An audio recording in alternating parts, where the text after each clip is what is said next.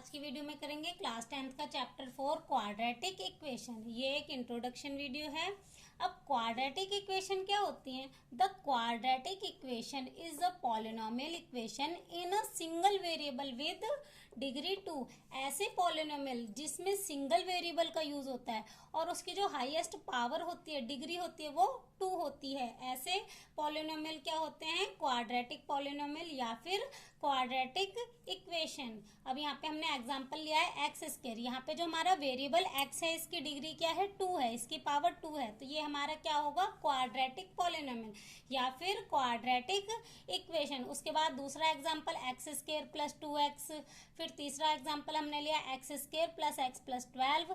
ये हमारी सारे ही क्या है? क्वाड्रेटिक पॉलिनोमियल या फिर क्वाड्रेटिक इक्वेशन, क्योंकि इनमें सभी में वेरिएबल एक्स की जो डिग्री है वो क्या है? 2 है।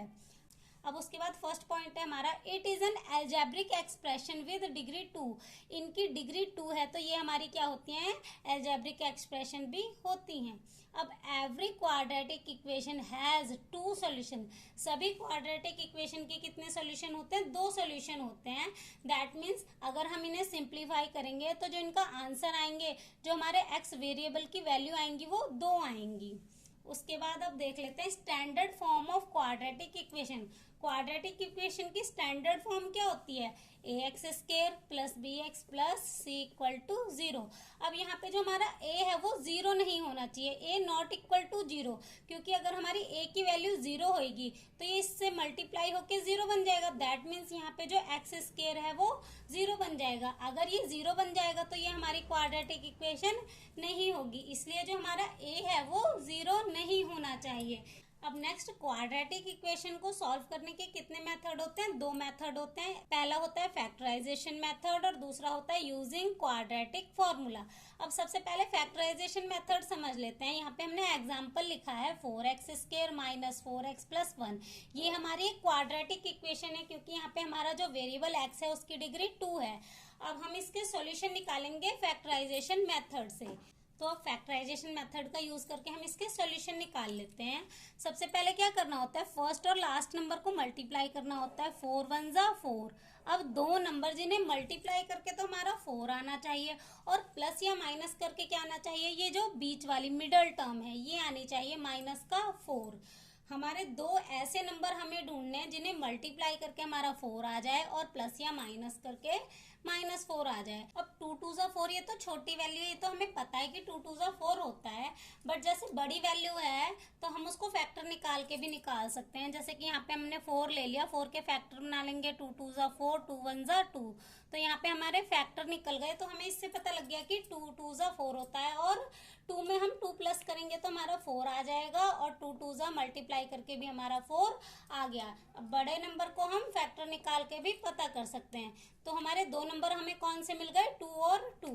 अब यहाँ पे हमें साइन माइनस का चाहिए, तो दोनों के ही आगे अगर मैं माइनस लगा दूं तो माइनस माइनस प्लस पर साइन माइनस का, तो वैल्यू हमें क्या मिल गई? माइनस की 4।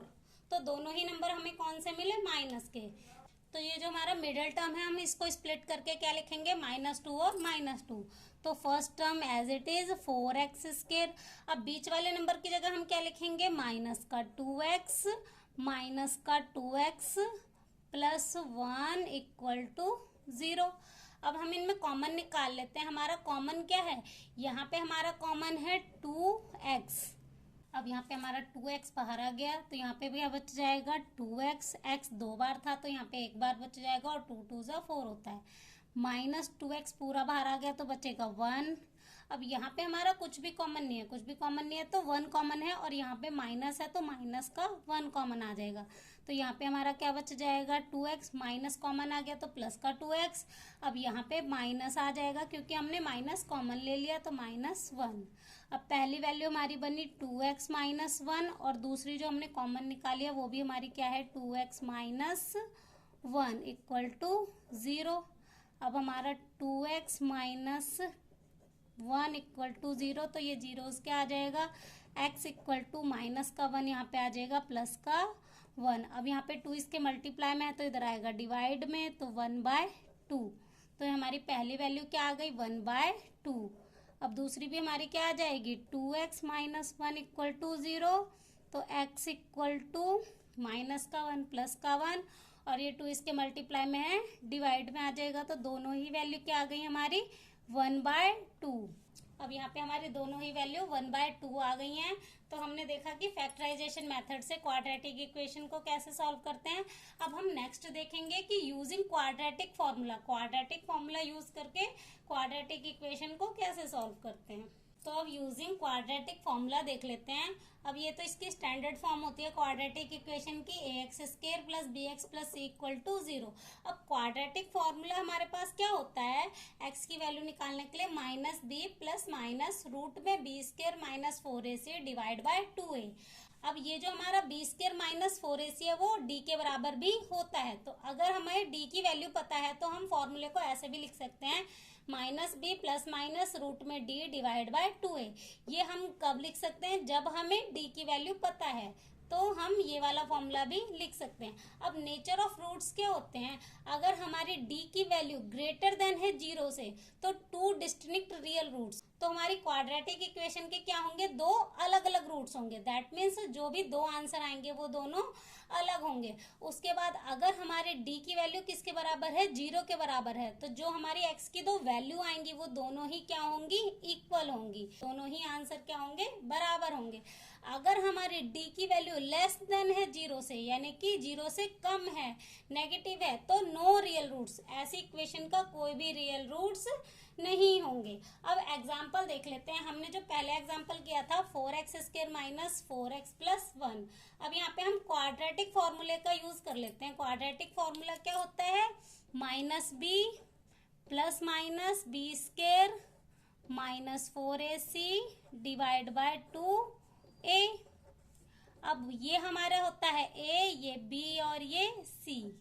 तो अब यहाँ पे हमारी b की वैल्यू क्या है, -4। अब ये तो हमारा फॉर्मूले में माइनस है और हमारे b की वैल्यू भी क्या है, माइनस। तो यहाँ पे बाहर भी माइनस आएगा और अंदर भी माइनस आएगा। Plus minus b² that means -4 की स्क्वायर -4 इंटू a की वैल्यू हमारी क्या है 4 और c की वैल्यू क्या है 1 डिवाइड बाय 2a। a की वैल्यू 4। अब इन्हें सिंप्लीफाई करेंगे, माइनस से माइनस कैंसिल होके आ गया प्लस, प्लस माइनस रूट में b², 4 की स्क्वायर करेंगे प्लस का 16, 4 4 जा 16, माइनस 4 4 जा 16, 1 जा 16 डिवाइड बाय 2a, 2 4 जा 8 सॉरी। अब यहाँ पे 4 प्लस माइनस रूट में 16 में से 16 माइनस हो गया 0 डिवाइड बाय 8। अब ये वैल्यू हमारी क्या आ जाएगी 4/8, 4/8। अब यहाँ पे हमारा 0 हो गया तो यहाँ पे प्लस माइनस आगे कुछ भी नहीं होएगा। अगर यहाँ पे हमारी कोई वैल्यू होती तो उसको हम एक बार प्लस में लिखते और एक बार माइनस में। अब हमारी d की वैल्यू 0 हो गई। अब हमारी d की वैल्यू 0 है तो हमारे दोनों ही क्या होंगे, इक्वल रूट्स होंगे। यहाँ पे हमने देखा था कि अगर हमारा नेचर क्या होगा, d इक्वल टू 0। अगर d की वैल्यू हमारी 0 आ जाएगी, यहाँ पे हमारी d की वैल्यू 0 आ गई, तो जो हमारे रूट्स होंगे वो दोनों ही क्या होंगे, इक्वल होंगे। तो 4 1 जा 4, 4 2 जा 8, 4 1 जा 4, 4 2 जा 8। तो दोनों रूट्स हमारे क्या आ गए 1/2, 1/2। दोनों ही रूट्स हमारे इक्वल हैं।